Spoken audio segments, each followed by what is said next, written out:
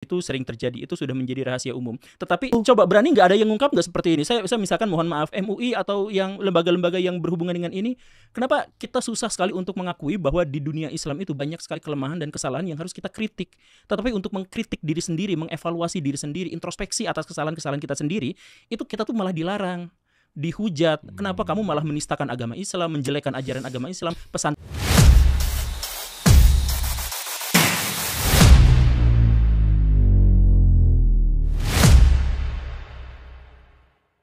Ustadz-ustadznya, mau dia memberikan penjelasan yang baik atau tidak, mau dia melakukan pencabulan atau tidak boleh ada yang mengkritik, tidak boleh ada yang meliput, karena nanti kualat. Islam dijadikan sebagai tameng untuk menutupi kebobrokan dan kejahatan yang terjadi di sana. Bulian tuh. Oh, jadi guru ya, sebagai guru saya harus nanggepin itu ya. Harus tanggepin nih. Ini tentang seperti ini tuh. Aku takut, mama tolong cepet jemput. Santri di Kediri tewas diduga dianiaya. Mengapa terulang lagi kekerasan di pesantren? Pesantren ini kan kerap kali kan dulu tuh keren banget, Pak Guru. Iya. Yaitu, pokoknya anak gue nih biar belajar adab, akhlak, agama, itu pesantren. Sekarang udah berubah fungsinya, udah alih fungsi. Pokoknya anak nakal, mama masukin pesantren kamu ya. Papa masukin pesantren kamu ya. Biarin kamu tuh di sana tuh. Biarin kamu bakal begini. Kok seakan-akan pesantren itu pembuangan terakhir gitu loh. Langsung nih. Gas. Ya. Jadi gini nih. Gimana nih? Apalagi anak artis. Aduh. Ya tapi saya jelasin dulu tentang pesantren itu gimana ya. Jadi sebenarnya para sejarawan di Indonesia itu bersepakat atas satu hal, bahwa zaman Islam di Indonesia itu adalah awal mula dari zaman modern. Kenapa zaman modernnya di awal dari ajaran agama Islam? Karena ada pesantrennya.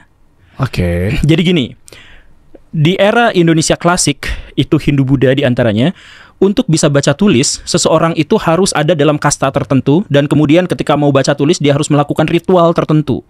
Dan karena itu, maka baca tulis itu sangat-sangat eksklusif, hanya sedikit orang yang bisa melakukannya. Nah, di zaman Islam, ketika Maulana Malik Ibrahim datang ke Nusantara dengan wali-walinya itu, kemudian banyak penyebar agama Islam datang ke Indonesia, mereka melakukan hal yang sebaliknya, mempraktekkan bahwa baca tulis adalah sebuah kewajiban untuk setiap orang. Karena ibadah harus tahu baca tulisnya. Karena ritual harus bisa baca tulisnya. Ilmu kuncinya adalah baca tulisnya. Maka sejak saat itu, baca tulis itu diperkenalkan bahkan sampai level orang terbawah. Melalui lembaga apa? Pesantren. Jadi pesantren itu adalah lembaga pendidikan yang membawa Indonesia ke periodisasi modern. Karena modern itu berarti baca tulis sudah menjadi akar budaya bagi masyarakat Nusantara. Kan misalkan ya, sejarah ditulis itu syaratnya harus ada catatan tertulisnya. Artinya baca tulis itu adalah sesuatu yang benar-benar membuat satu peradaban itu terpisah dari peradaban sebelumnya. Nah, peradaban Islam diangkatnya, peradaban di Indonesia berarti diangkatnya oleh pesantren. Dalam konteks itu. Cuman masalah-masalah berikutnya itu timbul ketika apa? Ketika pesantren yang adalah produk budaya dianggap sebagai bagian dari Islam yang tidak boleh dikritik. Jadi di zaman dulu pesantren itu gak bayar. Di zaman dulu pesantren itu adalah kiai itu orang kaya, pengusaha hebat. Karena itu dia punya banyak area sawah untuk ditanami, peternakan untuk untuk peternakan dan sebagainya. Nah, itu dikelolanya sama santri-santrinya.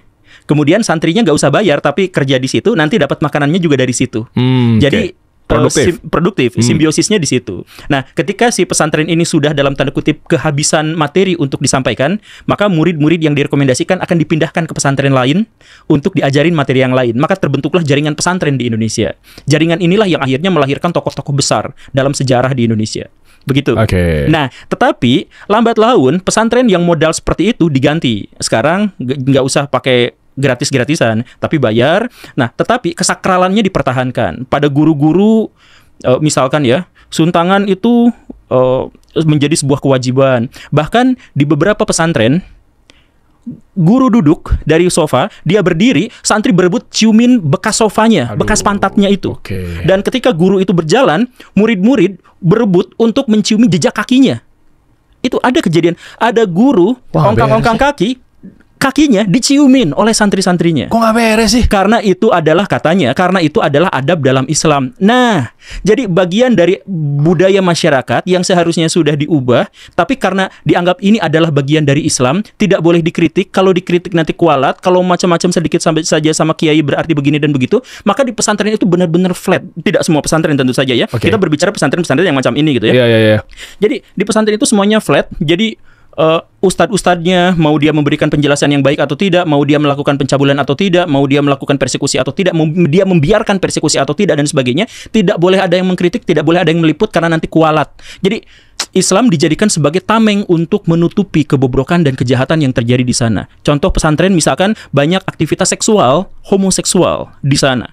Gara-gara benar-benar terpisah laki-laki dan perempuan, tetapi si laki-lakinya misalkan syahwatnya naik dan mereka tidak diajarkan sex education, tidak diajarkan apa, jadi mereka melampiaskan pada temannya. Dan itu sering terjadi, itu sudah menjadi rahasia umum. Tetapi apakah ada yang berusaha untuk memperbaiki itu? Udahlah, ini mah pesantren dalam aja, nanti menjaga nama baik pesantren apa dan sebagainya, itu ditutupi. Jadi kekerasan yang seperti ini, persekusi atau misalkan pencabulan dan sebagainya, makanya tanpa mengurangi rasa prihatin saya dan empati saya kepada korban ini, saya senang dengan adanya berita ini. Senangnya gimana? Artinya sudah semakin banyak orang yang berani terbuka. Ya walaupun ini sesuatu yang sangat buruk, ini sesuatu yang sudah terjadi, cuman maksudnya akhirnya berita-berita semacam itu tuh di-up biar mereka tuh berani introspeksi. Jadi orang yang dimaksud semoga syahid, semoga amin. Ya, aduh saya jadi nggak tega. Tapi semoga dengan adanya berita-berita ini menguak bahwa ketertutupan itu justru adalah sesuatu yang tidak bisa kita evaluasi dan bisa aja melahirkan sesuatu yang sangat buruk. Nih, Akang kan sangat mencintai Islam kan? Iyalah. Bagaimana kalau misalkan ada orang-orang yang melakukan kejahatan tapi mengatasnamakan Islam? Oh ya. Nah, reaktif kita langsung. Nah, reaktif tentu saja. Iya. Misalkan ya, tetangga saya ikut pesantren. Ikut pesantren sejak kecil. Nah, di pesantren itu katanya disuruh hafalan Quran sekian-sekian. Kalau mereka misalkan berhasil hafalan Quran sesuai dengan target, maka mereka diminta untuk berpuasa dari jam 12 malam sampai jam 12 malam berikutnya. Buka puasanya hanya jam 12 malam, dan itu pun hanya nasi dengan garam. Tidak boleh lebih dari itu. Itu apaan sih? Itu ngakunya ajaran Islam, itu pesantren, itu ngakunya adalah karena ini untuk membuat orang-orang lebih mudah hafal Quran. Hah? Jadi ketika saya mengkritik ini, saya dihujat gara-gara nggak pro Islam, menjelek-jelekan Islam. Saya dikatakan seperti itu ketika saya mengkritik ini. Tamengnya tameng pesantren. Karena tamengnya pesantren, tamengnya Islam, tamengnya hafalan Quran. Jadi nggak boleh dikritik. Pokoknya dengan maksudnya padahal baik, dia itu adalah ibadah. Pokoknya kan puasa kan ibadah. Iya, tapi puasanya tanpa pikirkan bukan dari contoh mana, tanpa pikirkan bahwa ini adalah tidak dicontohkan oleh Rasulullah SAW gitu. Bukanya dari jam 12 malam dan sahurnya juga sesudah makan itu udah langsung sahur lagi. Jadi sekali makan. Ya. Akibatnya apa? Banyak anak-anak di pesantren itu yang badannya kan mereka dari kecil kan pesantren. Iya. Pertumbuhannya kurang dan IQ-nya juga kurang. Karena apa? Karena makannya susah. Stunting. Nah, itu. Coba berani nggak ada yang ngungkap nggak seperti ini? Saya misalkan mohon maaf MUI atau yang lembaga-lembaga yang berhubungan dengan ini, kenapa kita susah sekali untuk mengakui bahwa di dunia Islam itu banyak sekali kelemahan dan kesalahan yang harus kita kritik. Tetapi untuk mengkritik diri sendiri, mengevaluasi diri sendiri, introspeksi atas kesalahan-kesalahan kita sendiri, itu kita tuh malah dilarang, dihujat. Kenapa kamu malah menistakan agama Islam, menjelekan ajaran agama Islam, pesantrenkan simbol Islam dan sebagainya. Jadi kalau ada kekerasan-kekerasan seperti ini, karena ketika pesantren dikritik, nanti kualat loh. Aduh. Itu kan? Iya. Padahal niatnya Pak Guru Gembul, kalau tadi gue cek ya, ini dari versi gue ya Pak ya, yaitu sebetulnya kan mengembalikan Islam pada kemurniannya. Quote unquote ya. Ya memang ini dicontohkan oleh Rasulullah SAW, ya kita ikuti. Yang enggak, yang ngapain ikuti? Berarti Anda nabinya siapa? Kan poinnya itu. Iya kan? Ketika ada amalan-amalan yang memang mengakunya adalah ibadah, apalagi puasa disandarkan kepada ibadah-ibadah tertentu apa segala macam, tapi nggak ada contohnya yang dicontohkan Rasulullah SAW, dikritik kitanya malah dikritik balik gitu. Iya. Jadi saya pengen menjelaskan, pesantren itu harus kita hormati, itu adalah produk budaya. Produk budaya yang baik karena dia berhasil mengangkat periodisasi masyarakat Indonesia atau Nusantara dari klasik ke zaman modern. Pada bagian itu harus kita apresiasi. Pesantren itu harus kita apresiasi. Tetapi ketika produk budaya yang namanya pesantren itu kemudian disakralkan, dianggap bagian dari Islam sehingga kalau mengkritiknya kita jadi kualat, maka poin kehancurannya ada di situ. Ketika kita dilarang untuk mengkritik hal-hal yang itu kan pesantren itu profan. Itu sekali lagi harus digarisbawahi, produk budaya. Bukan bagian dari Islam. Bagian dari Islam itu adalah apa yang diajarkan di dalamnya.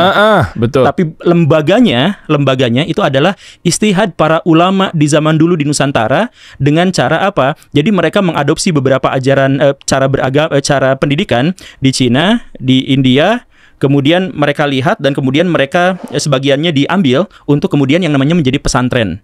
Nah, jadi itu sekali lagi produk budaya. Itu bagus, baik pada zamannya, tapi harus terus-terusan ditinjau dan dievaluasi agar terus sesuai dengan perkembangan zaman. Gile. Ini baru awal aja udah ngebuka banget ya. Apalagi kita bahas detail mengenai pembulian yang terjadi di pesantren-pesantren. Ya kan sempat ramai juga ya. Ada beberapa inilah berita-berita lah yang banyak. Apalagi yang ya mohon maaf anak artis ada di sekolah tersebut sehingga proses pembulian juga terjadi.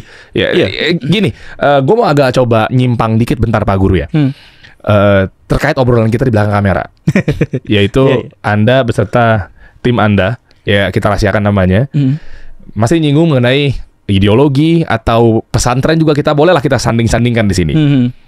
Mungkin nanti bisa diceritain detail ya. Nggak tahu dia sih nggak perlu in-frame tapi mungkin Pak Guru aja yang bisa ceritakan. Artinya ketika ada seseorang mu'alaf belajar agama yang memang metode pembelajarannya yang pas banget. Qadarullah alhamdulillah beliau mu'alaf.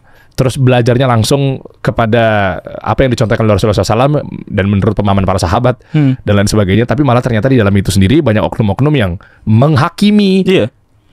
Itu jadi wow. Saya boleh cerita dikit. Terserah mau nyebut bukan nyebut ya, tapi mungkin ya bukan ideologinya atau mungkin kelompoknya atau. Oke, kita sebut aja lah ya.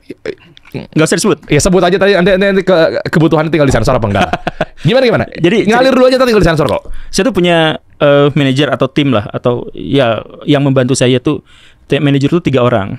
Semuanya Chinese. Yang satu mu'alaf. Oke. Nah, dari yang mu'alaf itu dulu dia tuh udah masuk ke dalam ajaran agama Islam karena dia senang dan sangat suka dengan ajaran Islam di mana verifikasi terhadap berita-berita masa lalunya itu benar-benar terkonfirmasi, benar-benar jeli gitu. Jadi misalkan saya mohon maaf ya, agama-agama itu kan punya banyak cerita. Dulu ada gini gitu kan. Dulu ada gini, ini mengatakan gini, kejadiannya seperti ini gitu kan. Nah, dalam tradisi Islam, semua cerita-cerita itu tidak boleh dipercaya kecuali sudah melakukan verifikasi.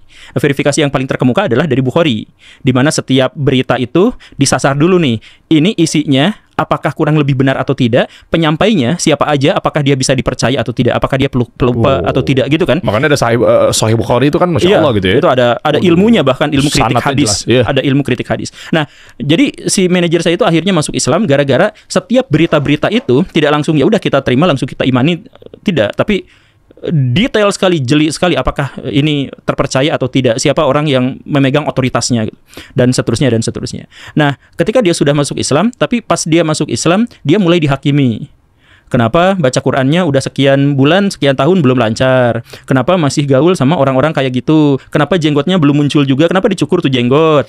Kenapa? Bahkan ada misalkan, kenapa masih nonton film Avenger? Itu kan nggak boleh, itu ada dewa-dewa dari Yunani, nggak boleh ditonton. Kenapa masih nonton bola? Itu kan kalau misalkan orang yang nonton bola selebrasi itu berarti sombong.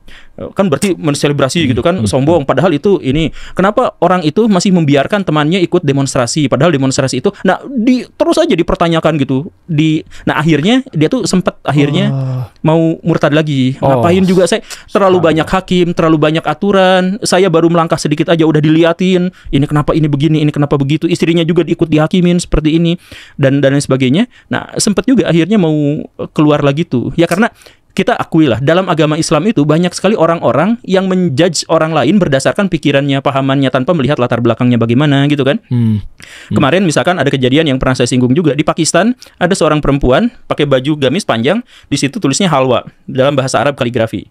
Itu mau dibunuh, dipenggal, dibakar sama masyarakat. Gara-gara dikiranya itu adalah kaligrafi dari Arab, maka itu melakukan penistaan karena pakai bajunya kaligrafi Arab kayak gitu. Mirip kasusnya Agnes Monica di Indonesia itu. Tapi yang itu lebih parah lagi karena udah dikepung, udah hampir dikeroyok gitu.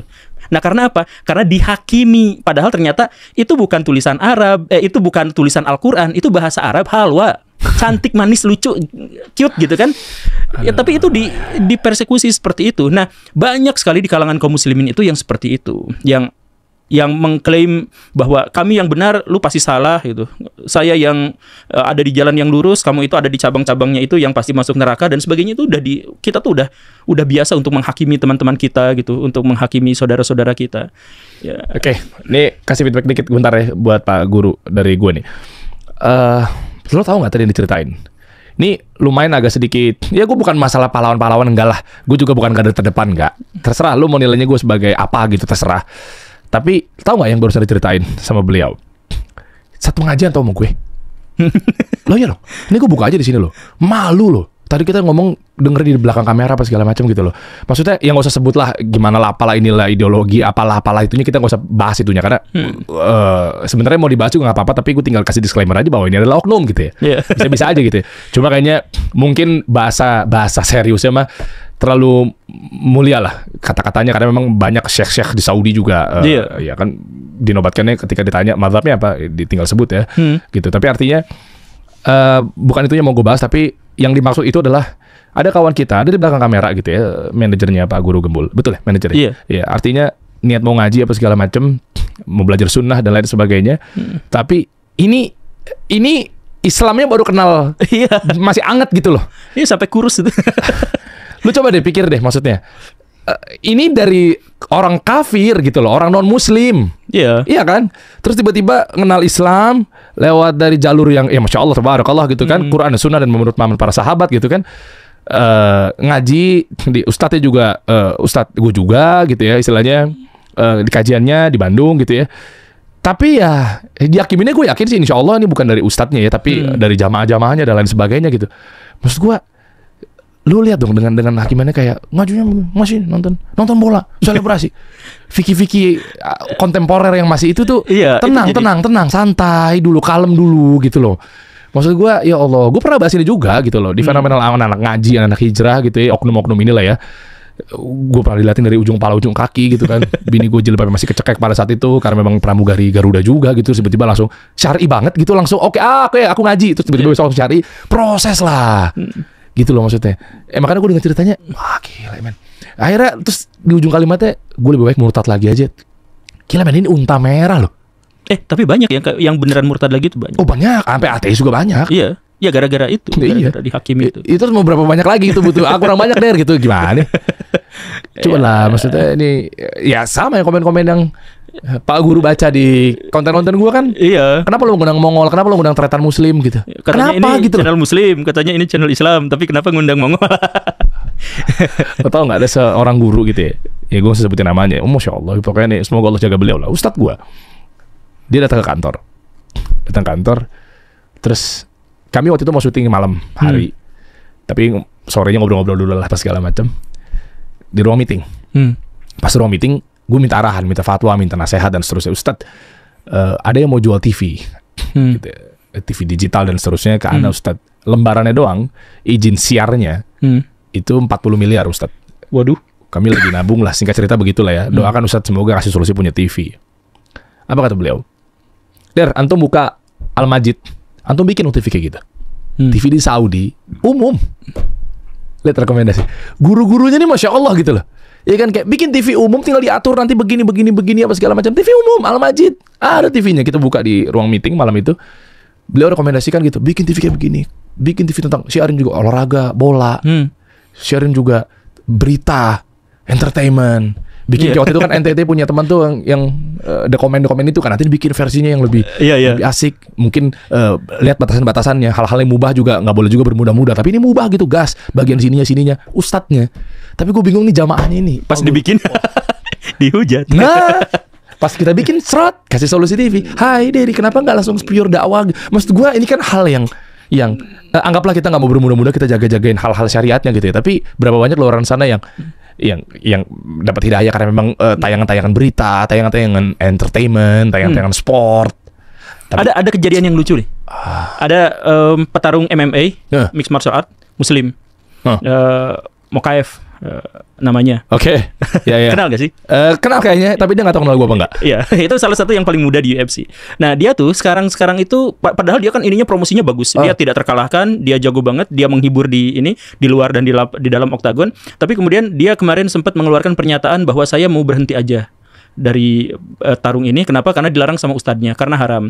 Nah, kenapa haram? Kan kalau berkelahi, misalkan dia berantem di dalam oktagon itu haram. Tapi kan Nabi pernah melakukannya, gitu kan?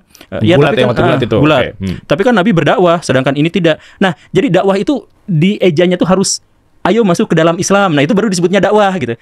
Sedangkan kalau misalkan kita mencerminkan karakteristik Islam, kalau kita menunjukkan bahwa Islam juga bisa berprestasi, kalau kita misalkan bisa menampilkan tradisi-tradisi Islam dan sebagainya, kayak Habib Nur Muhammadov itu, dia kan nggak, ayo masuk Islam, dia nggak ngomong gitu, tetapi dia mengajar alhamdulillah dengan kata-kata seperti itu kan berarti mempromosikan bahwa di dunia Muslim pun ada orang-orang yang bisa berprestasi, bisa kuat. Itu dakwah kan namanya. Tapi itu dihujat gara-gara kamu udah terkenal tapi nggak menyebut ayo masuk Islam gitu. Nah, iya tahu. jadi, Saya pun juga begitu. Dan lo punya media gede, harusnya setiap lo datangin yang non Muslim, lo langsung dong syahadatin. Iya, suruh login. Gitu. Ya terlepas dari memang ada fikih tentang dilarang mukul muka dan seterusnya, tapi kan kondisinya kan, ya, ini gue bukan ustadz ya, Pak Budi, tapi ya mungkin saat itu juga ada beberapa hal-hal yang memang dia lagi coba pertimbangkan, ini itu apa segala macamnya. Iya. Ya anyway begitulah. Jadi kita tuh banyak orang yang melarang, banyak orang yang menghakimi. Jadi kita akhirnya tidak. Sebagai contohnya, hal yang sering saya sampaikan begini. Kalau misalkan ada berita-berita tentang Islam yang menyudutkan Islam, yang menjelek-jelekan Islam, itu siapa yang salah? Ya kaum muslimin. Tapi kan itu adalah media-media Yahudi yang mempopulerkan dan sebagainya gitu kan. Disebutkan, ya masalahnya kenapa kita tidak memiliki media yang bisa mengimbangi orang Yahudi? Kalau memang kita katakanlah bahwa itu medianya semuanya dari barat gitu. Kenapa media-media kita justru malah tidak besar? Nah, kenapa media-media kita itu tidak besar? Karena tidak ada, balik lagi ke pesantren misalkan, tidak ada atau sangat sedikit lembaga-lembaga pendidikan Islam yang mengajarkan pada ilmu media massa, ilmu ekonomi. Kita ilmu ekonomi sampai sekarang tuh masih berantem apakah bunga bank itu haram atau tidak. Karena apa? Karena pelajaran tentang ekonomi itu dianggap sebagai fardu kifayah, sedangkan belajar nahwu shorof itu adalah fardu ain. Sekularisme itu pemisahan antara ilmu dunia dengan ilmu akhirat, bahwa kalau saya belajar matematika adalah ilmu dunia, kalau belajar saya fisika ilmu dunia, dan karena itu ilmuwan-ilmuwan di dunia Islam hampir tidak ada.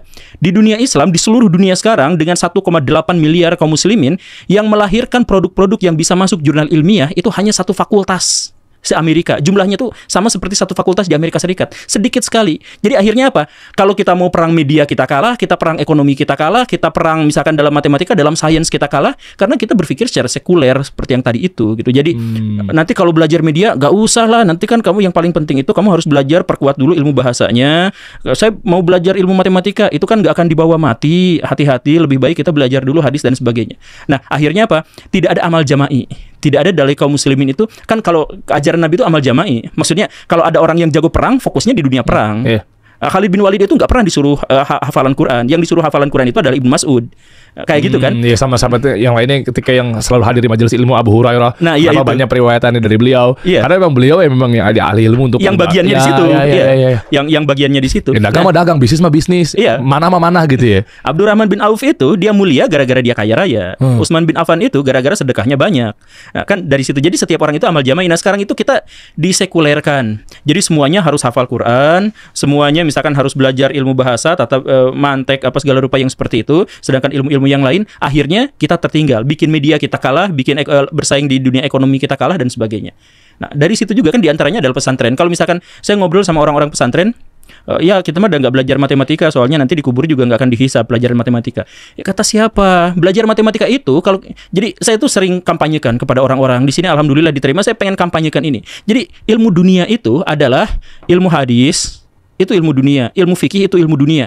Kalau ilmu itu kita gunakan untuk ngelamar jadi misalkan menteri agama, kalau ilmu itu kita gunakan untuk berwirausaha, itu ilmu dunia. Kalau ilmu akhirat itu belajar matematika, belajar fisika, tetapi tujuannya adalah untuk memberikan kemanfaatan kepada orang lain, biar bisa bangun jembatan, bikin masjid, bikin rumah. Yang kan gitu kan? Jadi ilmu dunia dan ilmu akhirat itu tergantung pada niatnya, bukan tergantung pada bidang studinya.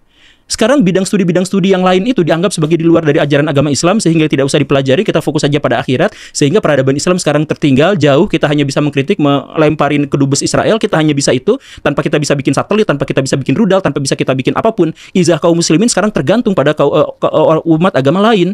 Bikin handphone aja kita tergantung pada umat agama lain, padahal umat muslim di zaman dulu itu bisa. Jadi bahkan penemu algoritma pun juga dari orang Islam ya. Iya, itu. Dipakai sekarang orang-orang Yahudi, orang-orang Nasrani gitu ya. Dan itu sekarang dijadikan tameng. Jadi misalkan gini, dalam tradisi Arab itu ada satu peribahasa. Ya, jadi generasi terburuk seburuk-buruknya generasi itu adalah yang mengatakan, bapakku tuh gini loh. Bapak saya tuh gini loh. Jadi kalau misalkan, alah kamu cuman duit aja masih dikit, tapi bapak saya menteri. Nah, itu generasi terburuk. Jadi bapaknya tuh jadi tameng. Nah, sekarang kaum muslimin itu melakukan itu bahkan jauh lebih buruk lagi. Kamu kenapa nggak bisa menghasilkan peradaban? Kata siapa? Ibnu Sina itu bikin. Jadi leluhur di zaman dulunya. Kan kalau kata peribahasa Arab itu bapaknya. Ini malah leluhur dari zaman dulu tuh. Kata siapa? Itu Al-Khawarizmi itu yang bikin ini. Tahu nggak? Itu Al-Biruni yang bikin bola apa segala rupa. Jadi kita sekarang peradabannya tertinggal bukan introspeksi. Bukannya kita berpikir kalau misalkan kita mau memberi manfaat sebesar-besarnya seperti yang diperintahkan dalam ajaran, kan ajaran agama kita itu visinya itu adalah bermanfaat untuk sebanyak mungkin orang gitu kan, itu visi hidupnya kan. Karena kita adalah khalifah. Jadi begitu. Nah, bagaimana kita bisa memberikan manfaat sebesar-besarnya kepada umat manusia kalau misalkan ilmu-ilmu itu langsung dibatas-batasi, kemudian ilmu yang ini dibikin yang bukan ilmu Islam pun dikatakan sebagai ilmu Islam, yang tadi itu, yang nanti kalau kamu mau hafal Quran, berarti cara puasanya adalah seperti ini. Nanti kalau kamu ilmunya mau berkah, nanti kalau ada ulama, ada ustadz, cium tangannya, cium kakinya, cium pantatnya, itu beneran seperti itu kejadian. Nah, yang bukan Islam dianggap sebagai Islam, kemudian disakralkan sebagai ilmu-ilmu yang justru adalah bagian dari Islam, kayak kimia, fisika, dan sebagainya, itu dianggap sebagai ilmu bukan Islam. Kan jadi kebalik. Jadi ciri khas dari akhir zaman itu adalah yang baik kelihatan buruk, yang buruk kelihatan baik. Iya. Gue jadi inget yang guru gue sampaikan. Artinya akan lebih capek nasehatin orang yang ahli ibadah, tanda kutip ya. Iya. Dibanding ahli maksiat. Iya, betul. Iya kan, karena ketika di maksiat dia tahu gitu bahwa iya zina, ya oke lah gue ya gue tahu. Iya zina salah betul. Lu ngapain lo zina depan gue? Iya gue tahu. Ngapain lo minum-minuman khamar depan gue? Iya. Salah nggak? Salah apa benar? Iya salah.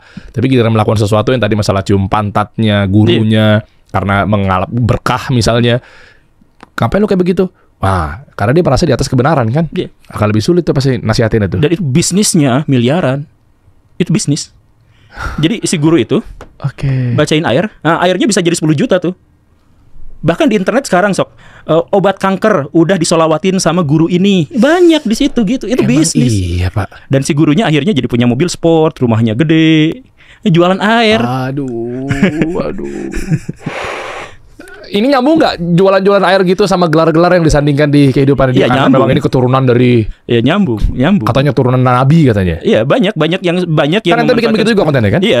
Iya. Dan bahkan kemarin misalkan di Kalimantan itu kebongkar ada sindikat pembuat sertifikat keturunan Nabi. Yang benar. Bener. Jadi kalau bayar ke si orang itu, maka orang itu akan digelari ini sesuai dengan dikasih sertifikat dan akhirnya dia jadi Habib. Dijualin yang kayak gitu tuh, itu baru kemarin di Kalimantan gitu. Jadi Habib palsu. Iya. Nah, tapi kenapa orang itu rela harus bayar sekian juta? Ya karena kalau sudah jadi Habib, dia ngomong apa aja bayarannya bisa langsung gede. Walaupun ngomong nggak jelas pun bisa langsung gede. Kayak gitu. Oh, ngomong nggak jelasnya gimana? Karena kan mungkin jangan-jangan ini adalah karomahnya misalnya. Karomah itu kan nggak ada yang tahu, itu gaib kan karomah tuh. Karomah itu nggak bisa diklaim. Karomah itu nggak bisa wah ini. Tapi kan diklaimnya. Iya itu. Saya dengar. Ya itu makanya karomah itu gak bisa diklaim karena itu adalah sesuatu yang gaib. Jadi misalkan gini lah, saya sekarang tiba-tiba terbang. Apakah itu kekuatan jin atau itu adalah karomah dari Allah? Siapa yang tahu? Metodologi apa yang bisa membuktikan bahwa itu adalah berasal dari Allah? Saya sekarang bisa terbang nih. Set gitu tiba-tiba. Iya. Kan nggak tahu. Jadi itu mah urusan gaib, nggak boleh diklaim sama orang lain. Jadi kalau misalkan ada wali itu ada, tapi berhak nggak diklaim sama orang lain. Oh ini wali. Ya siapa yang tahu gitu. Bisa bener, bisa juga salah. Kan gitu. Jadi, nah karena itu adalah perkara yang gaib, lebih baik kita tidak usah berspekulasi pada hal-hal yang gaib. Selesai di situ. Iya. Iya gitu. Tapi boleh gua kasih nggak sih kalau sebenarnya gua wali? Oh ya? Wali murid. Oh ya. Oh, saya baru nggak tahu. Saya baru tahu. Bukan baru nggak tahu. Ya. Itu terus ada yang kemarin misalkan bikin makam palsu. Di mana? Banyak. MUI kemarin udah sidak. Jadi misalkan gini nih. Buat apa sih? Oh duit ya. Iya duit. Kalau mau ziarah bayar dulu, mau minta doa. Sekarang tuh bisnis ziarah tuh gede banget. Jadi kalau misalkan ada travel di pengajian-pengajian kan datang ke ziarah ini. Ya kalau ziarah ke Wali Songo yang beneran misalkan ya mungkin itu masih ini bikin sendiri. Jadi ada makam tidak dikenal, pasangin ini Habib anu, pasangin ini Kiai anu, pasangin ini adalah Ustadz anu, ini Syekh anu dan sebagainya. Dan jangan lupa di pinggir pagarnya harus ada kencelengnya. Oh iya itu ya. Begitu. Itu ketahuan sama MUI kemarin karena banyak sekali. Karena ada yang ngelaporin makam kakek saya kok nisannya dicabut diganti sama makam Habib al siapa gitu. Terus tiba-tiba jadi ada kencelengnya. Tiba-tiba ada yang ada yang kayak gitu. Kok giliran kayak gitu kok dia nggak dicap jual agama? Gue malah disangkanya jual agama. Jenggotnya panjang. Oh, itunya permasalahannya. Giliran gue disangkanya jual agama, padahal kita nggak mana nipu. Iya, enggak. Iya kan? Enggak. Tapi giliran yang gitu nggak dibilang jual agama, curang banget ya.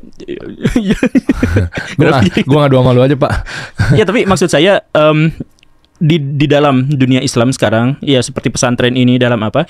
Ada banyak hal yang harus dievaluasi, diperbaiki.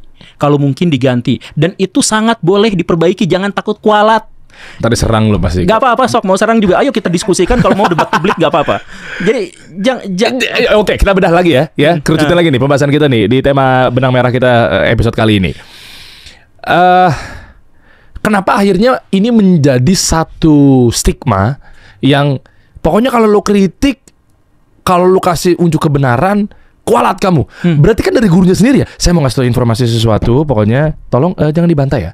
Iya, dosa kamu. Gitu gurunya ngomong gitu. Gurunya yang bilang gitu. Nah, berarti memang dari atasnya nih. Iya, memang. Jadi gurunya ngomong begitu. Gurunya bicara seperti. Yang mana? Yang kitab-kitab itu juga sama. Iya, ada beberapa kitab di antara yang tersebar di antara kaum muslimin yang mengatakan seperti itu. Jadi, misalkan perlakuan kita yang baik pada guru itu bisa mendapatkan ilmu, memberikan kepada kita ilmu walaupun kita nggak usah belajar.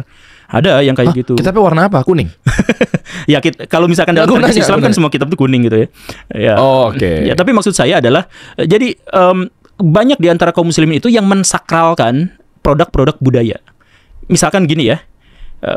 Kalau saya mengkritik Imam Syafi'i, kemungkinan besar pendapat saya salah. Kalau saya mengkritik, tapi saya nggak akan dosa. Karena kalau misalkan saya menganggap bahwa Imam Syafi'i itu tidak bisa dikritik, saya menyebutnya dia sebagai maksum. Dan itu nggak boleh. Jadi kalau misalkan saya mengkritik, ya nggak apa-apa. Walaupun pendapat saya kemungkinan lebih besar salahnya daripada benarnya. Tetapi kalau misalkan saya mengkritik Imam Syafi'i, maka saya sama sekali tidak berdosa. Yang berdosa itu kalau saya mengkritik para nabi, kan kayak itu. Jadi makanya di antara para Imam Syafi'i, imam-imam yang lain itu, mereka sangat terbuka untuk dikritik. Tapi kritiknya bawa hujah nggak nih? Itu aja permasalahannya kan. Mau mengkritik seorang 4 mazhab misalnya, tapi kalau nggak bawa hujah ya ngapain, Pak? Secara definitif, kritik itu artinya bawa gagasan, ketidaksetujuan yang memiliki argumentasi. Itu kritik, itu yang membedakan dengan hinaan. Tapi jadi, argumentasinya dengan berdasarkan dalil apa segala macam. Iya, kritik itu sudah ada argumentasinya, udah include di situ pasti. Jadi kalau misalkan saya sebut kayak gini nih, bajunya jelek tuh, itu hinaan. Tapi kalau saya sebutkan bajunya jelek karena di tempat yang kayak gini kok bajunya kayak gitu. Nah, itu kan ada argumentasi. Terlepas argumentasi itu benar atau salah, itu kritik dan membedakan dengan hinaan. Jadi kalau misalkan saya mengkritik berarti ada argumentasi di dalamnya, gitu. Jadi gak jadi masalah gitu. Jadi kalau di pesantren-pesantren ini gimana tuh nasibnya kalau memang dia masih megang? Soalnya kita orang luar, dia bersama gurunya di dalam, ya pasti lebih percaya gurunya lah. Iya. Dan di pesantren-pesantren itu banyak diantaranya ya, pesantren-pesantren itu banyak yang tidak boleh pegang HP. Kemudian jangan belajar sama anu loh, nanti anu. Jangan belajar sama anu loh, nanti anu. Akhirnya si anak tidak belajar verifikasi. Jadi sumber kebenaran ya cuma satu itu dari gurunya saja. Informasi yang lain sudah sejak awal di framing sebagai salah atau keliru, atau tidak baik, atau tidak benar. Sehingga ya sudah, santri ngikutin apa yang mau gurunya, sehingga banyak kejadian-kejadian di pesantren di mana gurunya melakukan begini dan begitu, santrinya hanya diam, tidak mau melakukan apapun karena kebenaran sudah pasti ada dalam gurunya, dan pasti kalau saya yang membantah, sayalah yang salah. Ada doktrin yang semacam itu terus-terusan. Ya makanya sesalah apapun, misalkan tokoh yang dimaksud itu, orang yang dimaksud itu yang masih cium kakinya itu masih banyak sekali. Sesalah apapun. Karena tetap orang belajar dari luar sana berarti salah. Harus dari sini. Ustadznya ini, yang lain ini enggak.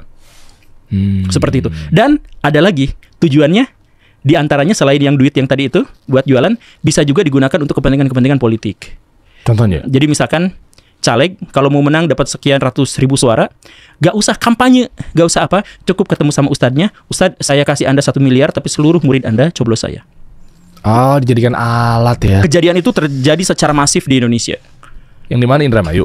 Di mana-mana. Di mana-mana kan gua asal sebut aja, daerah Indramayu ada nggak sih, nggak ada? Ada. Oh, ada ya? Di mana-mana itu ada. Jadi saya caleg, saya ketua, saya calon pejabat, saya calon presiden, saya calon apa. Nanti ambil ketuanya, ditunjukin bahwa ini ketua pengajian Anda itu ada di saya. Jadi silahkan semuanya pilih ke saya. Itu sudah dijamin. Jadi nggak usah kampanye mahal-mahal, keluaran duit miliaran apa segala rupa, cukup pegang satu ustadznya di depan, ya udah ikut semua. Karena apa? Karena kalau ustadznya udah dipegang dan kata si ustadz, karena dia sudah biasa mengklaim bahwa saya yang benar, yang lain salah semua, ya sudah. Banyak, tidak semua ya, tapi banyak sekali cara-cara, skema-skema, pola-pola seperti itu yang akhirnya menghancurkan dunia Islam. Oh, kalau nggak milih berarti kamu kualat. Iya. Ya udah makanya kamu pilih coblos nomor sekian. Nanti kalau nggak kamu kualat, pakai itu lagi tuh tamengnya tuh. Pakai. Jadi agama tuh jadi alat transaksi. Aduh, agama malah jadi transaksional ya. Ya prakteknya gitu kan. Ya kita gak bisa nyangkal itulah, itu udah eksplisit, udah terlihat banget gitu. Nah, jadi gimana kaum muslimin izahnya mau dinaikkan? Gimana ceritanya kita menuntut akhir zaman yang lebih baik? Gimana ceritanya kita layak untuk kedatangan Imam Mahdi apa segala rupa? Kalau pola pikir kita masih seperti ini, jadi saya tuh sering ngejokes di channel saya tuh. Jadi seandainya Dajjal datang ke sini tuh, dia nggak usah bikin kebohongan-kebohongan yang luar biasa, cukup kebohongan kecil aja udah langsung dipercaya gitu. Iya benar juga ya. Dia nanti kan akan menahun tuh ya di musim kemarau panjang apa segala macam ya. Nggak perlu mikirin otaknya gimana caranya untuk ngebohongin mereka agar dia ngikut aku ya. Iya, Dajjalnya nggak usah pinter-pinter lah. yang newbie aja udah bisa. Ya.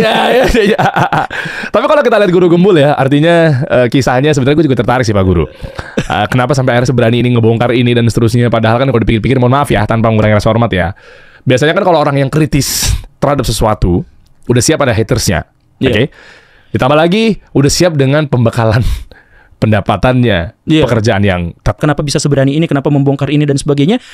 Pada bagian tertentu saya pengen bilang bahwa saya tidak lagi takut pada sesuatu yang namanya mati. Saya tidak takut pada kematian, saya takut pada orang-orang yang masih hidup setelah saya mati gitu. Wow, ini dalam loh ini. Kalau ngerti maknanya nih. Jadi kemarin sama manajer ditakut-takutin. Kemarin naik pesawat takut ya? Gak sama sekali. Saya kepikiran pada waktu itu pesawatnya jatuh apa segala rupa. Nothing tulus. Saya gak untuk itu ya. Tetapi saya mengkhawatirkan hal yang lain gitu. Bahwa visi hidup saya sudah berjanji kepada Tuhan saya. Saya berjanji kepada kepercayaan saya. Bahwa saya izinkan saya untuk boleh mati, tetapi setelah saya memberikan kontribusi yang besar pada bangsa ini, pada agama ini, pada masyarakat ini. Jadi kalau misalkan saya dianggap berani, sumpah saya tuh takut banget. Ketika saya dihujat, saya tuh down. Ketika misalkan anak saya tuh diancam, itu saya tuh takut banget. Oh, sempat ada ancaman? Sempat ada ancaman waktu saya bikin video tentang apa gitu. Saya anak kamu sekolahnya di situ kan ya. Jadi jangan macam-macam gitu. Itu sampai ada. Video apa sih? Seputar apa? Nggak usah terlalu tendensius. Seputar apa sih? Palestina. Saya dianggap pro-Zionis. Padahal saya ngajak orang untuk berpikir secara lebih rasional dan lebih berimbang gitu. Jadi kalau misalkan kan di Indonesia tuh kalau pro terhadap Palestina semuanya harus dibaik-baikin gitu. Ya kita harus ada bagian di mana kita harus introspeksi diri. Di tempat lain saya pernah menyatakan pernyataan seperti inilah. Nanti ini boleh disetujui atau boleh tidak. Tapi saya mengatakan kalau Palestina kalah berarti Palestina salah. Kenapa kalau Palestina salah? Kalau dia kalah berarti salah? Karena Palestina mengklaim bahwa dirinya benar. Jadi kebenaran yang dikalahkan adalah sebuah kesalahan. Berarti yang menangnya kesalahan kan? Kejahatan berarti yang menang. Jadi kalau kebaikannya kalah, berarti yang menang adalah kejahatan. Berarti definisinya itu adalah yang jahat, yang salahnya begitu. Jadi kalau makanya sensitif banget tapi pembahasannya ya. Iya, sangat sensitif. Makanya saya bilang bendera Indonesia itu merah, putih. Merah itu berani, putih itu suci. Jadi kita kuat dulu, berani dulu, baru kita bisa menopang, membopong kesucian itu. Sesuatu yang lemah tidak mungkin bisa menguasai, tidak mungkin bisa menopang, tidak mungkin bisa melindungi yang suci. Jadi kalau misalkan kita menganggap diri kita benar, menganggap diri kita suci, tetapi kita tidak memiliki kekuatan, tidak memiliki power, tidak memiliki akses, maka ya hancur kita, dan kehancuran pihak yang benar itu adalah sebuah kesalahan. Itu pola pikirnya gitu kan. Jadi perumusannya kayak gitu. Nah, jadi kalau misalkan sekarang konflik Israel-Palestina, kemudian kebanyakan di antara kita pro terhadap Palestina misalkan, kenapa yang kita bisa lakukan hanya bisa ngirim bantuan berupa uang, selimut dan sebagainya? Karena kita hanya bisa melawan di dunia itu. Kenapa? Karena kita tidak bisa menguasai media, akhirnya kita kalah. Kita tidak bisa menguasai persenjataan, akhirnya kalah. Kita tidak bisa menguasai ekonomi, akhirnya kita kalah. Itu kan yang harusnya kita introspeksi diri itu di bagian itu. Palestina selamanya akan kalah, atau negara-negara Islam selamanya akan kalah kalau mereka tidak bisa mengatasi masalah-masalah internal dari dalam dirinya sendiri. Jadi janji Tuhan itu kaum muslimin tidak mungkin bisa dikalahkan. Dia hanya bisa dikalahkan oleh dirinya sendiri, oleh nafsunya, oleh hawa nafsunya. Jadi kalau misalkan kita ngelawan 10 kali lipat, 20 kali lipat, kita tuh dijanjikan menang, asal kita sudah bisa menang dalam diri kita sendiri. Makanya kalau kita faktanya sekarang kalah, artinya bukan pihak lain yang mengalahkan kita, tetapi ada dalam diri kita yang harus kita evaluasi. Kita gak berani mengevaluasi itu. Kita gak berani mengkritik diri kita sendiri, introspeksi diri sendiri. Pembahasannya sih kalau memang hanya orang-orang yang lu bisa ngeliat dari angle-nya, ya memang harusnya sih nggak muncul pertikaian. Tapi kalau ngelihatnya langsung sumbu pendek tuh, habis dihajar ada apa-apa. Iya, itulah. Kebayang gua kenapa lo bisa dihajar-hajar kanan kiri sampai diancam dibunuh juga. Iya. Wow. Dan gak cuma itu ya, tapi banyak juga ya, sampai video di take down juga banyak ya. Ada yang kemarin yang di take down. Ya, kalau misalkan video saya banyak yang salah ya wajar. Kalau misalkan kesalahannya fatal, saya akan hapus sendiri, saya akan take down sendiri. Atau misalkan ada 1-2 pernyataan yang salah, maka kritik terhadap saya itu biasanya akan saya disimpan di atas untuk untuk mengkoreksi kesalahan dalam video saya. Ya wajar kan, ini diskusi. Misalkan apa yang kita bicarakan banyak salahnya, selain juga banyak benernya. Tapi bukan berarti demi menghindarkan kesalahan kemudian kita tidak bicara sama sekali. Kita bicara walaupun ada kemungkinan atau potensi salah, nanti ada orang yang membenarkan, nah itu adalah menjadi bagian dari diskusi. Kan gitu. Ya, malah lebih enak ya, jadi banyak arah ya. Iya, banyak arah, banyak perspektif, banyak sudut pandang, dan itu jauh lebih baik. Jadi ayo kita berdiskusi sama-sama, bukan saling menghujat, mengklaim siapa yang benar, siapa yang salah. Ya mendingan diskusi aja. Kan gitu. Ada sebuah pernyataan saya dulu yang sangat kontroversial, yang disebarkan sampai ke jutaan orang. Saya bilang misalkan bank konvensional itu lebih riba daripada bank syariah. Itu pernyataan saya. Dan itu langsung ada seorang ustadz yang langsung datang ke saya untuk ngajak diskusi, ngajak debat di situ. Nah, itu kan gak apa-apa. Jadi orang pada akhirnya juga terbuka. Pernyataan saya bukan berarti menghalalkan riba. Pernyataan saya adalah apakah bunga bank itu riba atau tidak. Itu kan masih kontroversial, masih perdebatan. Ayo kita diskusikan. Ayo diskusi. Nah, kan seru kayak gitu. Jadi orang-orang dipersilahkan untuk melihat sampai sejauh mana argumentasi yang ada. Dan diskusi-diskusi semacam itu jauh lebih baik daripada diskusi pakai hawa nafsu. Alah si ini mah gini, titik, nggak ada argumentasinya. Alah si itu mah gitu, titik. Lu ngaji di mana? Nggak ngaji ya, titik, gitu kan? Anda itu adalah seorang antek-Zionis, titik, tudingan gitu, makian seperti itu. Tapi kan nggak ada argumentasinya. Lebih baik ada argumentasinya. Misalkan Anda itu sepertinya adalah agen Zionis karena buktinya begini. Itu masih lebih mungkin untuk didiskusikan kan. Jadi ayo kita diskusi. Tapi udah reda belakang ini ya? Apa? Udah reda ya masalah antek-Zionis apa segala macam. Iya, sekarang reda. Tapi ya kan itu musiman. Jadi masyarakat, jadi manusia itu emang musiman. Misalkan konflik Israel Palestina tuh awalnya beberapa bulan yang lalu kita luar biasa. Sekarang kita biasa-biasa aja. Padahal perangnya masih. Ya. Konflik Ukraina Rusia itu ributnya pas awal-awal. Sekarang perangnya masih. Gak ada yang berubah, tapi kitanya sudah adem. Ya kan? Okay. Jadi view masyarakat itu lebih gampang dibolak-balikan ke sana kemari. Dan itu udah jadi mainannya media kan. Iya, media memang kayak begitu. Makanya coba aja kita lihat di beberapa berita-berita di media coba. Ya kan, ini kan gaya-gayanya seperti itu. Makanya sekalian ini klarifikasi aja.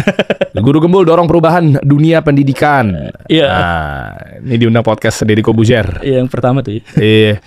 Guru Gembul, Ponpes Az-Zaitun adalah laboratorium yang dibuat oleh pemerintah untuk kalangan Radikal. paling radikal. Ini Indramayu ya? Iya. Iya. Jadi itu saya bilang itu adalah laboratorium pemerintah. Dan itu dibiayai oleh tokoh-tokoh nasional di Indonesia. Ada buktinya nggak, Pak Guru? Di video saya ajukan. Rame lagi ntar nih. Hah? Emang ada buktinya? Iya, itu Itu Intel. kan oknum-oknum yang ada di pemerintah. Bukan, itu Intel. Intel. Intel itu berarti atas nama negara gitu. Jadi maksudnya Asa itu punya negara Indonesia gitu? Iya. Jadi ceritanya, kalau misalkan di video saya ya, dan sumber-sumbernya saya cantumkan di video saya. Jadi ceritanya tuh gini. Ketika Indonesia memasuki era Orde Baru, itu ada ekstrim kanan, ekstrim kiri. Ekstrim kirinya itu PKI. Sudah dilumat, habis. Selesai. Udah dijelek-jelekin, udah gak ada yang... Wah, pokoknya udah selesai. Tapi yang kelompok kanan, DITII, itu susah dihabisinnya. Sampai ke akar-akarnya itu susah. Karena itu adalah ideologi yang berasal dari agama mayoritas di Indonesia. Gitu kan? Nah, gimana cara pemerintah Orde Baru loh ya. Gimana cara pemerintah Orde Baru untuk bisa mengatasi masalah ini? Nah, dilokalisir. Jadi kelompok-kelompok paling radikal yang namanya NII apa segala rupa itu dipancing masuk ke Az-Zaitun. Nah, dari Az-Zaitun itu mereka yang radikal apa segala rupa itu masih dipantau, masih dilihat, dan dipilihlah Syekh Panji Gumilang yang relatif liberal dan terbuka itu untuk bisa mendoktrin agar kaum radikal tidak menjadi terlalu radikal. Itu adalah tesis saya. Itu adalah pernyataan saya. Jadi kalau misalkan mau dibantah ya silakan dibantah, tapi saya mengajukan argumentasi-argumentasi itu dengan data-data dan pernyataan-pernyataan dari Intel. Ketemunya Pak Panji Gumilang di mana? Waktu itu si Az-Zaitun. Ya itu mah saya juga nggak tahu, itu kan benar-benar di dalam kita nggak tahu. Bahkan ada misalkan orang-orang yang NII beneran itu akhirnya menjadi kontra terhadap Az-Zaitun karena dianggap sudah mematikan ideologi NII. Dan sekarang NII itu karena tertutup, tersembunyi, jadi kita juga nggak tahu mana NII yang benar, mana yang pengikut Kartosuwiryo yang beneran, apakah Kartosuwiryo itu jahat atau tidak dan sebagainya. Itu sebenarnya menjadi sesuatu yang sangat-sangat simpang siur. Tapi intinya adalah bahwa ada kehadiran atau keterlibatan pemerintah Orde Baru dalam pembentukan Az-Zaitun. Itulah yang menjadi poinnya, bahwa Az-Zaitun itu adalah cara pemerintah kita untuk bisa meredam kaum radikal. Biar dia nggak ngebom di mana-mana, masukin aja ke satu tempat. Jadi bisa diawasin, bisa dilihat, bisa dikendalikan. Wow. Iya, kedengarannya sih plus dan positif ya. Ya, iya kayak gitu. Tetapi kan cuma kalau istilahnya di dipakai, digunai. Kayaknya kesannya kan masa pemerintah kayak begitu amat. Ya itu cara-cara yang umum digunakan oleh pemerintah. Misalkan ketika ada preman-preman yang sudah sangat kuat gitu kan, dan susah untuk diberangus, daripada seperti itu pemerintah datang ke sana, ya udah kamu dilegalisir jadi ormas, nanti bantu ikutan ini, kan jadi gitu. Jadi banyak ormas-ormas yang dulunya preman jadi ormas, bisa dimanfaatkan sama pemerintah. Ya itu cara yang sama kurang lebihnya. Dan itu umum terjadi di banyak negara. Dan kalau kita masih bahas mengenai pesantren yang tadi Zaitun apa segala macam ya. Kita random banget ya. Enggak, masih tentang dunia pendidikan sih kalau gue sih. Masih gue jagain di dunia pendidikan sih ya. Tentang tadi pesantren pasti nggak lepas dari pembulian, pencabulan, ya, dan seterusnya. Gimana data sekarang? Apakah berkurang dengan adanya anda ini semuanya adalah pakar-pakar edukator gitu? Nggak ada data. Ya disembunyikan tadi itu. Makanya yang saya bilang tadi ketika berita ini naik saya bersyukur tanpa mengurangi rasa empati saya pada korban. Yang saya benar-benar sangat sedih dengan itu. Cuman maksudnya artinya sudah ada sesuatu yang lebih dibuka gitu. Karena sebelumnya itu tertutup sama sekali gitu. Sebelumnya pesantren-pesantren itu banyak yang menjadikan anak-anaknya itu jadi kelompok sesat gitu. Ada banyak. Saya ketemu dengan anak pesantren zaman tahun berapa gitu. Itu kejadiannya motong telinga kucing. Kenapa motong telinga kucing kayak gitu? Ya ini kan bagian dari tradisi agama apa gitu. Ya, iya.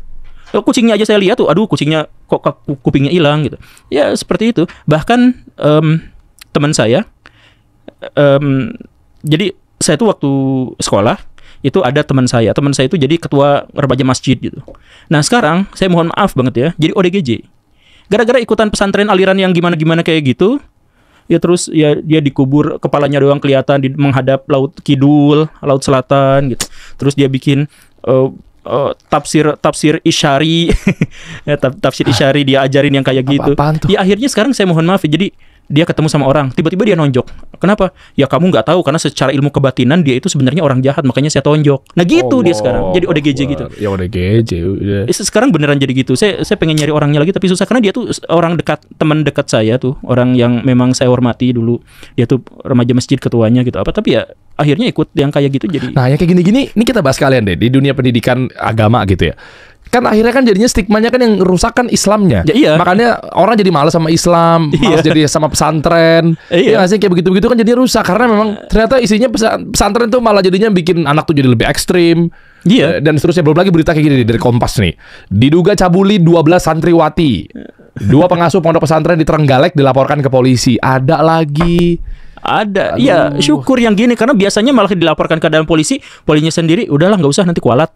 Makanya sekarang ketika ada yang kayak gini, ya syukurlah lebih terbuka lagi. Kita bisa didorong untuk melakukan perubahan-perubahan, bukan untuk menghancurkan pesantren, menista, menjelekkan pesantren, bukan, tapi untuk mengevaluasi agar mereka menjadi jauh lebih baik di kemudian hari. Karena saya mohon maaf ya, orang Kristen, orang Hindu, orang Buddha itu kalau misalkan melihat Islam bukan dari baca kitabnya, mereka nggak baca Quran, mereka nggak baca hadis, mereka baca dari perilaku kaum muslimin. Jadi kalau misalkan sekarang ada Islamophobia dan sebagainya, ya karena kita yang melakukan praktek-praktek semacam itu. Ini kan ditampilkan di media, berapa juta orang yang nonton ini kan. Nah ini kan akhirnya menjadi wajah kaum muslimin. Makanya kalau misalkan kaum muslimin mau maju, ya ini praktek-praktek semacam itu dihilangin dulu gitu. Tapi kalau fitnah gimana? Bisa juga memang menghancurkan Islam dari dalam. Iya kan di sini diduga. Ya udah sebutin diduga, langsung kita masukkan ke pengadilan. Kan dalam Islam itu kan pengadilan itu syar'i kan. Pengadilan itu adalah bagian dari syariat Islam. Jadi syariat Islam itu tidak boleh ada seseorang yang langsung dituding ini itu sebelum ada hakimnya yang menentukan seperti itu gitu kan. Nah ini makanya judulnya diduga. Nah nanti buktikan di pengadilan, makanya ajak ke pengadilan untuk bisa membuktikan. Ya, tapi kan ini maksudnya sudah menjadi umum gitu, banyak kejadian. Belum lagi yang kemarin apa? Yang boleh grepe-grepe tuker-tuker pasangan. Yang akhirnya itu atas nama pesantren ya. Kan ada Gus Samsudin ya kalau nggak salah yang iya, itu padepokan, tapi ya sama lah. Oh itu padepokan ya? Padepokan. Tapi saya juga nggak tahu sih karena itu juga pakai sorban, pakai atribut-atribut. Nah, tapi beneran nggak ini beritanya? Ntar gue jadi mohon maaf nih kalau memang salah. Kan ada kan katanya Gus Samsudin ada di situ. Iya. Karena ketangkap juga. Iya. Nah boleh ceritain nggak? Maksudnya di ranah perpendidikan dan seterusnya. Nggak tahu lah ini ranahnya guru gembul apa enggak. Yaitu tentang adalah ideologi-ideologi tertentu yang akhirnya mengecoh, menyesatkan orang-orang, boleh pegang-pegang, boleh grepe-grepe, mohon maaf payudara kan dipegang-pegang sama dia. Gambaran sederhananya gini lah. Saya sebagai guru. Iya itu. Saya sebagai guru, saya laki-laki normal dalam artian heteroseksual. Kemudian setiap tahun saya menemukan ada wanita cantik di depan saya masih muda. Dan tahun berikutnya saya menemukan lagi yang masih cantik dan masih muda. Tahun berikutnya saya seperti itu juga. Jadi sebenarnya untuk menjadi guru yang stabil itu agak susah karena berhadapan dengan dalam tanda kutip ya daun-daun muda. Nah, kalau misalkan iya kan? Iya. Dan kalau misalkan saya diberikan hak prerogatif lebih, bukan hanya sekedar guru, tetapi bahwa saya tuh benar, maka saya bisa aja. Jadi untuk jadi guru atau jadi ustadz, ya sama aja dengan orang lain, tapi kesempatan yang diberikan lebih besar untuk melakukan hal-hal yang tidak baik itu, karena dia menyandang label guru. Yang itu, kebayangkan? Cowok heteroseksual setiap tahun nemu aja nih yang bening-bening kayak gitu kan. Kalau kita nggak jaga mata, nggak jaga apa, bener-bener susah tuh. Terus ditambahin label, lu ustadz yang pasti bener. Nah, udah selesai. Ditambahin lagi, murid kalau mau berkah harus patuh sama gurunya. Iya. Udah. Iya. Jadi gimana cara menekan angka ini ya Pak Guru ya? Saya jadinya pengen adanya punya media ini bisa bermanfaat sama kawan-kawan apa segala macamnya. Jangan sampai akhirnya ini dibenarkan aliran-aliran yang memang ternyata nggak pada contohnya yang dicontohkan oleh Rasulullah SAW, tapi ternyata akhirnya menjadi tameng. Ya, makanya buat lebih terbuka dan kita harus berani introspeksi. Jadi harus berani introspeksi. Jadi ada orang yang komplain sama saya, Pak Guru, kalau mengkritik terus Islam, mengkritik terus pesantren, nanti itu jadi bahan sama orang-orang non-muslim untuk menghina Islam. Ya bukan gitu. Ya kalau misalkan saya jelaskan seperti itu, ya berarti kita harus evaluasi. Kita harus perbaiki diri dari dalam. Jadi Islam itu secara teologis tuh gak jadi masalah, gak ada masalah apapun secara teologis. Secara historis kita gak punya masalah. Tapi hujatan-hujatan dan makian terhadap ajaran agama Islam itu banyak dan terus-terusan terjadi. Islamofobia di setiap daerah menumpuk di mana-mana. Di Amerika Serikat naik, di Korea kemarin naik, ada penolakan masjid di Eropa naik dan sebagainya. Karena apa? Karena kita menjadi suluh bagi bara. Jadi kita tuh jadi bahan bakarnya. Kita sendiri yang melakukan itu gitu. Jadi please lah, daripada kita tuh sedikit-sedikit. Kenapa kaum muslimin mundur? Ada konspirasi Yahudi. Kenapa Islam mundur? Karena ada konspirasi Amerika Serikat. Stop, berhenti di situlah. Kita introspeksi. Kita nggak mungkin nyalahin setan atas kejahatan yang kita lakukan. Gitu. Iya kan? Kalau misalkan saya zina, saya nggak bisa nyalahin setan yang mendorong saya seperti ini. Maka kalau misalkan ada konspirasi Yahudi jahat untuk menjelekkan Islam dan sebagainya, ya itu faktor eksternal. Masalahnya adalah kenapa kita mau dieksploitasi oleh kejahatan itu. Tuh, pukulan berat nih buat kita nih. Apalagi buat para guru-guru di luar sana ya. Ayo dong kita main lurus. Tapi urusannya perut sih masalahnya. Begitu-begitu kan pasti kan ada duit masuk si oknum-oknum ini. Iya. Susah kalau lawan urusan perut. Ya kan ada kencelengnya nantinya di situ. Iya. Sumbang lah kalau mau berkah. Sumbang lah kalau mau sukses. Ya kan? Ya makanya Islamnya harus diperkuat. Islam itu adalah bahwa kamu siap mati, kamu siap menderita demi apa yang kamu yakini sebagai kebenaran. Ya, itu Nabi itu kan sampai diboikot kan, sampai dikejar-kejar. Itu bukan lagi ancaman, bukan lagi teror, ancaman pembunuhan, tapi emang udah mau dibunuh beneran gitu kan. Udah apa? Dan ya tapi kan beliau tetap aja karena memiliki satu keyakinan bahwa beliau ada di jalan yang benar gitu dan harus diperjuangkan itu. Ya udah begitu saja. Jangan jadi hubu dunia gitu. Iya, teman-teman sekalian, apa yang disampaikan oleh Guru Gembul mengenai adanya kengerian atas nama agama, sudah banyak juga anak-anak muda muslim yang berani menyampaikan kepada publik. Contohnya di sini adalah Mbak Kumaila salah satunya, dan juga masih banyak anak-anak muda lainnya yang dari agama muslim yang berani menyampaikan kepada publik hal yang sangat sensitif. Ini perlu kita apresiasi juga.